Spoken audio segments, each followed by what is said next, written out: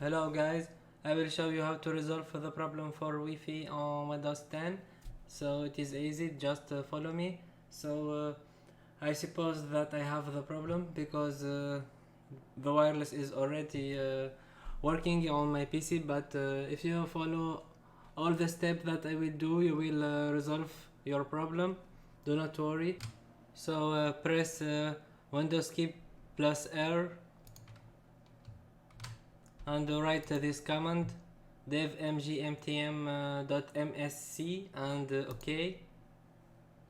So it open this. Go to wireless car, I mean the network car, and choose your preferred car. So my card is called Qualcomm Atheros wireless network adapter, and right click and click on update the hardware, and then click on choose a new hardware for my PC, and click here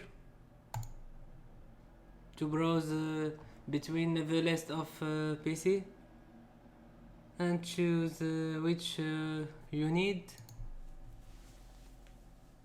So I will choose this and next, and now it install the new driver. So do not worry. So this is now the wireless is restarting. Windows has finished the installation, and now we can connect.